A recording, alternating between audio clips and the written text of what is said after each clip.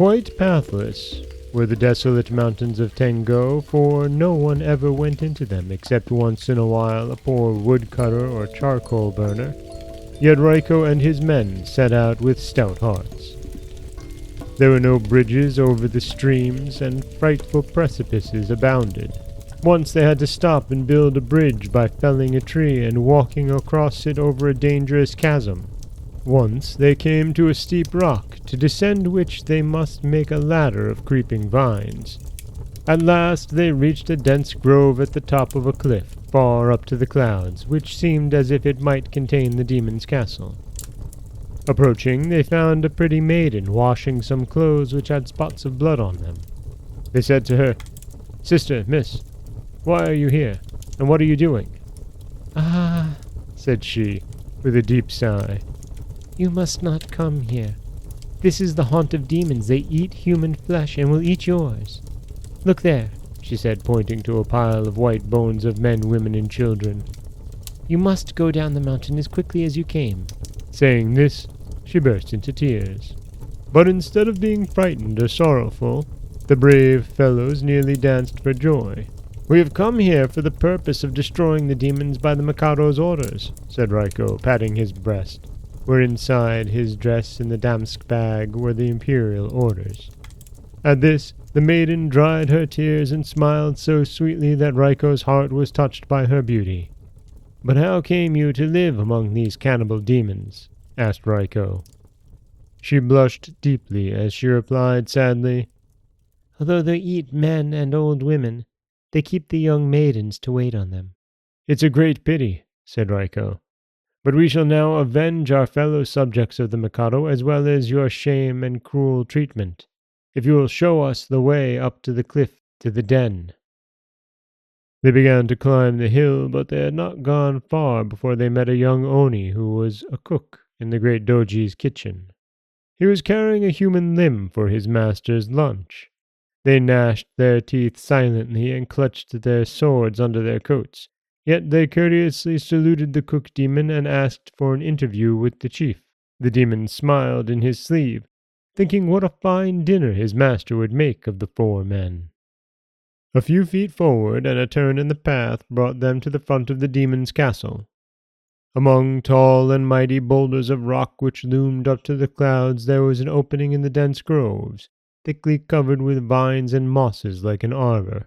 From this point, the view over the plains below commanded a space of hundreds of miles. In the distance, the red pagodas, white temple gables, and castle towers of Kyoto were visible. Inside the cave was a banqueting hall large enough to seat 100 persons. The floor was neatly covered with new, clean mats of sea-green rice straw, on which tables, silken cushions, arm-rests, drinking cups, bottles, and many other articles of comfort lay about. The stone walls were richly decorated with curtains and hangings of fine silken stuffs.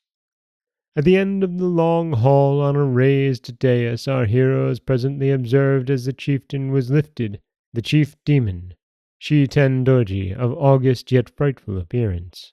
He was seated on a heap of luxurious cushions made of blue and crimson crepe, stuffed with swan's down. He was leaning on a golden armrest. His body was quite red, and he was round and fat like a baby grown up. He had very black hair like a small boy's, and on the top of his head, just peeping through the hair, were two very short horns. Around him were a score of lovely maidens, the fairest of Kyoto, on whose beautiful faces was stamped the misery they dared not fully show, yet could not entirely conceal. Along the wall, other demons sat or lay at full length, each one with his handmaid seated beside him to wait on him and pour out his wine. All of them were of horrible aspect, which only made the beauty of the maidens more conspicuous. Seeing our heroes walk in the hall led by the cook, each one of the demons was as happy as a spider, when in his lurking hole he feels the jerk on his web thread that tells him a fly is caught. All of them, at once, poured out a fresh saucer of sake and drank it down. Raiko and his men separated, and began talking freely with the demons until the partitions at one corner were slid aside and a troop of little demons, who were waiter boys, entered. They brought in a host of dishes, and the Onis fell to and ate. The noise of their jaws sounded like the pounding of a rice mill. Our heroes were nearly sickened at the repast, for it consisted chiefly of human flesh, while the wine cups were made of empty human skulls. However, they laughed and talked and excused themselves from eating, saying that they had just lunched. As the demons drank more and more, they grew lively, laughed till the cave echoed, and sang uproarious songs. Every time they grinned, they showed their terrible tusks and teeth like fangs. All of them had horns, though most of these were very short. The Doji became especially hilarious, and drank to the health of every one of his 4 guests in a skull full of wine. To supply him there was a tub full of sake at hand, and his usual drinking vessel was a dish which seemed to Suma to be as large as a full moon. Raiko now offered to return the courtesies shown them by dancing the Kyoto dance, for which he was famous. Stepping out into the center of the hall, with his fan in one hand, he danced gracefully and with such wonderful ease that the Onis screamed with delight, and clapped their hands in applause, saying that they had never seen anything to equal it. Even the maidens, lost in admiration of the polished courtier, forgot their sorrow and felt as happy for the time as though they were at home dancing. The dance finished, Raiko took from his bosom a bottle of sake, and offered it to the chief demon as a gift, saying it was the best wine of Sakai. The delighted Doji drank and gave a sip to each of his lords, saying, "This is the best liquor I ever tasted. You must drink the health of our friends in it." Now, Raiko had bought at the most skillful druggists in the capital a powerful sleeping potion and mixed it with the wine, which made it taste very sweet. In a few minutes, all the demons had dropped off to sleep, and their snores sounded like the rolling thunder of mountains. Then Raiko rose up and gave the signal to his comrades. Whispering to the maidens to leave the room quietly, they drew their swords, and with as little noise as possible, cut the throats of the demons. No sound was heard but the gurgling of blood that ran out in floods on the floor. The Doji, lying like a lion on his cushions, was still sleeping, the snores issuing out of his nose like thunder from a cloud. The 4 warriors approached him, and like loyal vassals as they were, they first turned their faces toward Kyoto, reverenced the Mikado, and prayed for the blessing of the gods who made Japan.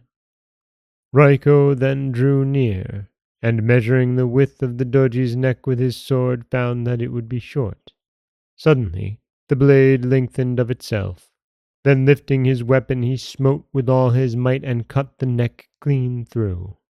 In an instant, the bloody head flew up in the air, gnashing its teeth and rolling its yellow eyes, while the horns sprouted out to a horrible length, the jaws opening and shutting like the edges of an earthquake fissure.